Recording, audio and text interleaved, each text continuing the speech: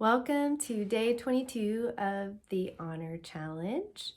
Today, your challenge is going to be to stock up your spouse's favorite foods and snacks in the house, to spend more money on the things that he likes and that he enjoys this week than on your kids and then on just kind of your daily routine. My grandma, May, always told me that the key to a man's heart was through his stomach and to feed him well, and his heart will just open right up. So, heart food is your challenge for tomorrow or for this week, depending on when you want to go grocery shopping.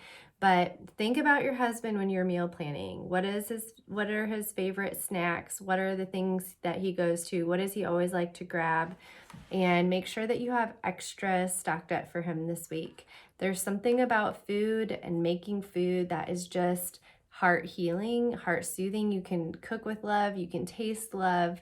So think about him as you're preparing this week, your meals and stuff, and try to see if you get a wow, this is my favorite, or thank you so much kind of a thing. You may not, but think about him. Make sure you let him know if you buy him something special where it is, so that he knows maybe he has a secret stash somewhere this week that he can kind of dip into. So the theme for this week is to sow grace. And I sugarcoat it with food, and I sugarcoat it with kind of some like medicine, like a spoonful of sugar makes the medicine go down, right? So when do we need to have grace? Well, we need to have grace when we make mistakes, and we need to have grace when we've done something wrong, and we need to have grace when our husband does things different than the way that we think that they should be done. We are meant to complement each other, not be identical. My husband and I's parenting skills are totally different.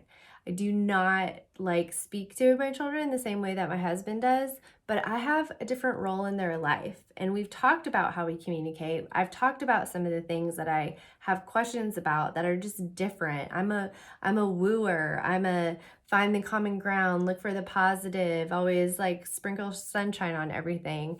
And my husband is a challenger. He is like an in your face, call it like he sees it, and bring you into a place of mutual understanding so that there's no ambiguity. And at first I used to hate it because it felt like sandpaper. I was just like, please be nice. Like, please just speak kindly, or please just, do it my way. My way is better, right? Not really. And over the years, what I've learned is that my children really respect my husband because he's very straightforward. He doesn't mess around, and they clearly understand the rules when he's around. My parenting style is a little more ambiguous. They try to sneak corners and cut, try to get away with as much as they can because they know that I'll have a lot more grace for them. But sometimes I don't have grace for my husband. Sometimes he just rubs me the wrong way, right? So even if you guys both trust in the Lord, making an effort to walk in unity can be overwhelming, and we have to have grace for each other. So one way we can address these differences, how I do things versus how he does things, or when he makes a mistake, or when something gets broken, or when we have to make an important decision and we really just don't see eye to eye on it.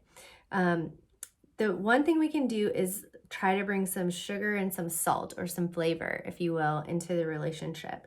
And speech and food kind of go hand in hand. So a lot of times my husband has asked me to do is, if I need to bring correction or if I need to address an issue to him, is to bring him a cup of coffee, kindly sit down and tell him that he needs to go into code 7. That's like our secret word. We have like a phrase, and that means he's listening. He's not trying to solve a problem. He's not trying to give me advice. He's listening, and he's seeking to understand where I'm coming from. And usually I put him in code 7 when I need to talk about something that I think he's either going to be upset about, or that I'm unsure what his reaction is going to be. So that's kind of our little code for it. And we've only used it, a handful of times throughout our marriage, but it's like when things are serious, when it's like, I have to get this off my chest or I'm going to explode. And I'm not trying to be mean. I'm trying to let my heart out. But what I've found in doing this sometimes is that I just like unleash on him. And I'm not very nice about doing it because I've like kind of bottled it up, and then I'm like, you do this, and this, and I want to go crazy. And that's really not very gracious. So I've learned to say things like, I feel frustrated when I hear things like this. So he's hearing me talk about what it does to me and how it disturbs me, or how it confuses me, or how it makes me feel ashamed, or how it makes me feel awkward in front of people. So we're going to talk about a little bit of words. So sometimes trying to come alongside of our husbands amidst our differences can feel like eating bland food, or like eating sandpaper a little bit. So words, gracious words such as, I love it when you this. I love it when you ask me, if I need any help, versus just assuming that I'm cool. Or versus the opposite of like how I would normally say is, why don't you ever ask me if I need help when we're having a party? See the difference? I love it when you do this. Could you please be more mindful, or help me understand like where you're at so that I can be more mindful for you? So I love it when you blank. I notice how hard you work and I appreciate blank. Even when our husbands are like failing at things, okay? So this is kind of like, I'll give you a perfect example. We have a trailer that hooks up to our van, and we travel all around, and we road school our kids, and we have lots and lots of adventures together, and it's awesome. But whenever we have car trouble, it is like stressful. And we also have like equipment and ministry things that we have to take uptown every Saturday. And the tail lights on our trailer weren't working. And we needed to get them fixed ASAP because we were going to be coming back at night, and it's very dangerous to drive with a trailer and no lights on there. And he had been out there working for a whole day. Still couldn't get those lights going. It was a lot of work for him. There's nothing I can do to help. I know nothing about stuff like this. So I just kept going out. Like I took him some food. I asked him if he needed anything. I just kind of checked in a little bit, and I could tell he was very, very frustrated. And I said, I know you're working really hard at this, and I'm really sorry that this isn't working. I know how hard it is to work, try to figure something out, try to save us some money by doing it ourselves versus taking it somewhere and having to pay money for someone else to do it. And he was kind of at this place where he was balancing how much of his time he had spent versus how much it would have cost to just pay someone to do it. And he was getting frustrated, and he was frustrated with himself. He wasn't frustrated with me, but his speech and his tone and his energy was so like mad that it was kind of hard for me to know what to do or how to help him. And so I just told him, I just said, I know that you're working really hard to get this done, and I really appreciate it. It would be so nice if we didn't have to pay someone else to do it.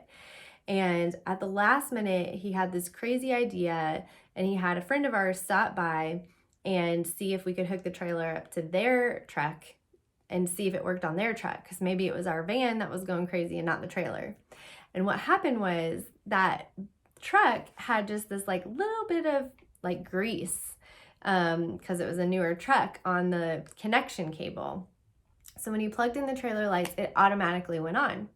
And he was like, great. And then he hooked them up to our van, and it automatically went on. We took it to someone to look at. They said that they did a good job. And it was just this little bit of oil, this little bit of conductor that was missing from the equation. And he had tried, hours and hours and hours of testing and failing and testing and failing. And I could have been offended at the way he spoke to me. I could have been offended by his kind of harsh, brash tone. But instead, I just encouraged him, like, you can do this. You got this. Keep going. How can I help you? And what I realized in that moment was sometimes we just need a little bit of grease. Sometimes we need a little bit of salt or a little bit of sugar to make the medicine go down when we're having a hard time and struggling. So, with your words, with food, and with how you communicate, sow grace to your husband if he's having a hard time, especially. The journal entry questions for today are, number one, how does it encourage you to see the difference between you and your husband as complementary rather than as competing with each other? I remember this when my children were small and how my husband would take care of them versus how I would. And I was always like, oh God, please just let them all be cool when I get home, because it's just not the way that I would do it. But it doesn't mean that it's wrong. And what I've realized throughout trusting my husband, throughout letting him do it his way, backing him up when he corrects or needs to discipline our children, and talking to him about it afterwards or seeking to understand where he's coming from, that there really is no one way to parent. There's no one way to feed your kids. There's no one way to make things easier.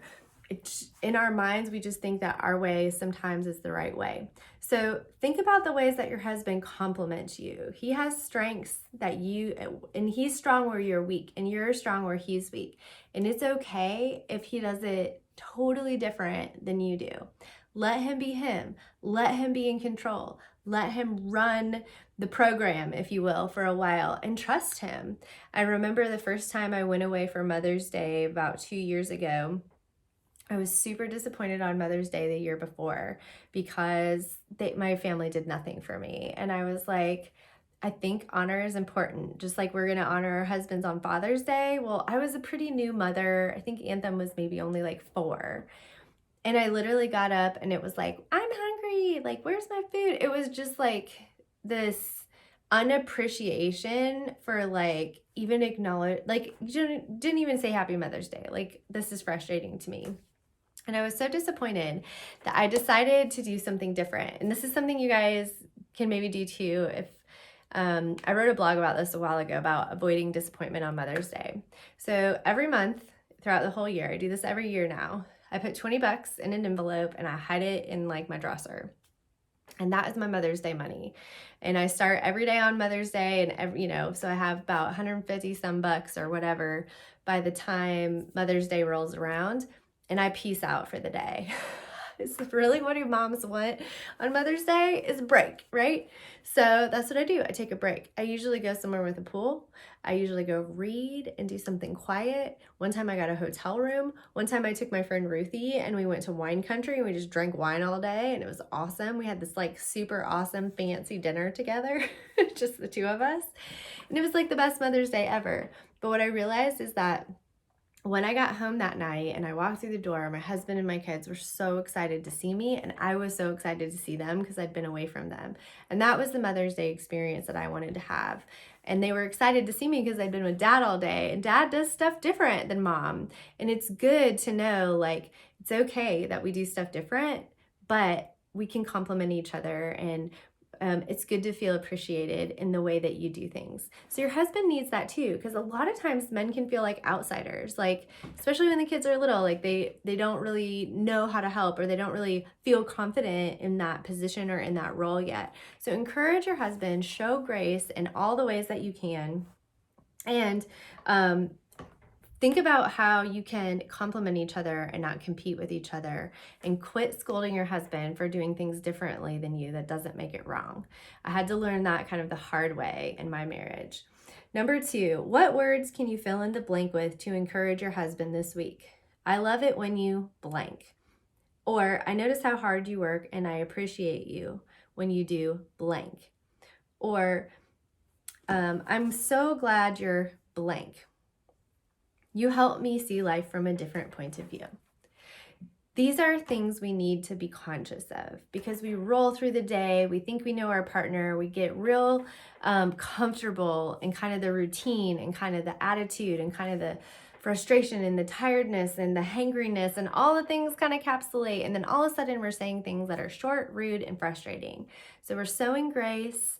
We're using our words. We're giving each other the foods that we love to show our appreciation and our love, and to sow grace into each other's lives. And then number 3 journal entry is, when have you been quick to point out your husband's differences as if they were wrong or bad? Really think about it this week and be honest with yourself, because a lot of times we just need to realize that everyone is different, and everybody can like pick up the kid, like we can pick up the kids late, or we can forget to do things, or we can, wreck our car, or we can break the glass or the dish or whatever it is, the thing, the important thing. And it's like, at the end of the day, this is just stuff. We have each other, and our words are so powerful. So we need to sow grace into each other's life, especially when we've messed up. And that's the hard time, because sometimes you want to jump down your husband's throat for making a mistake. And I know that when I make a mistake and my husband jumps down my throat, it is awful. I hate that feeling. I hate it when I feel like I'm getting scolded, and I hate it when I feel like I'm being told what to do. But if I come to him and I tell him something, or I apologize about something, or I'm frustrated about something, and he sows grace in my life, it's like that oil, that little bit of oil, that connection, and the lights just go on and we can heal in that moment. And that's what we're trying to get to today. So I'm going to bless you guys with knowing deep in your spirit that God your Father and his favor is upon you, that he loves you, that he likes you, that he enjoys you, and he takes pleasure in who you are today, regardless of what you do. He finds pleasure in you while you sleep and when you wake up.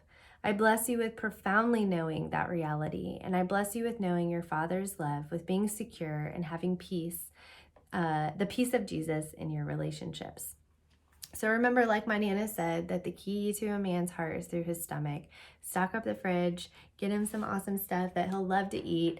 Even if he doesn't consciously say it, his heart will know that you've thought about him, that you've put him first, and that your words will be that like sweet flavor in his life throughout the week this week.